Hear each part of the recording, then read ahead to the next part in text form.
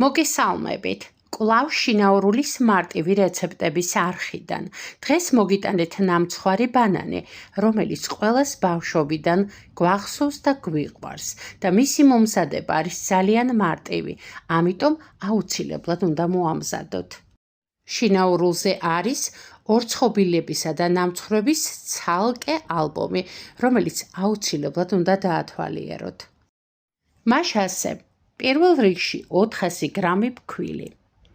მოვათავსოთ ჯამში, დავამატოთ 150 გრამი შაქარი, მწიკვი მარილი და ვანილი. აქვე დავამატოთ რბილი 100 გრამი კარაქი და კარგად ავაფხვიეროთ. ხოლო შემდეგ დავამატოთ 2 კვერცხის გული, ან შეგიძლიათ 1 კვერცხით ჩაანაცვლოთ. დავამატოთ 100 გრამ მაწვში გახსნილი 1 ჩაის კოვზი გამაფხვიერებელი და დავამატოთ ჯამში კვერცხსა და ფქვილს.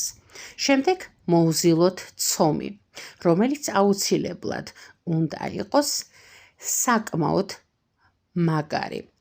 შემდეგ მოვათავსოთ 15 წუთი მაცივარში, სანამ მოვამზადებთ გულსაც. აი ჩვენი მყარი ცომი.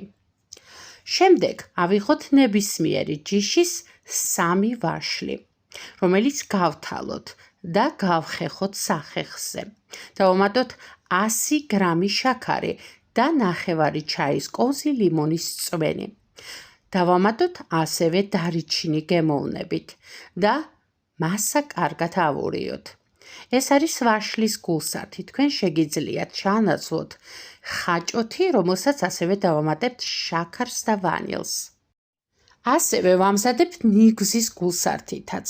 მას ასე ცომი გამოვიტანოთ მაცივრიდან, დავყოთ ასეთ პატარა გუნდებად.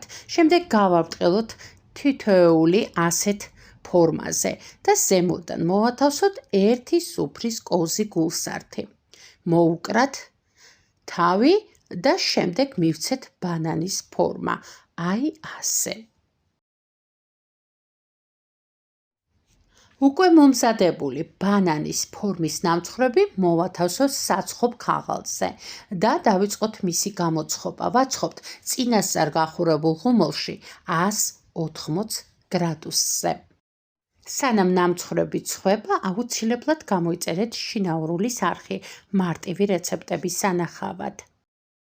ჩვენი უგემრიელესიც და ძალიან სურნელოვანი ნამცხრები უკვე გამოცხვა, რომელსაც ცხელსვე მოვაყაროთ შაქრის პუდრა და ბოლომდე გავაცივოთ და შემდეგ კი გემრიელად მივირთვათ.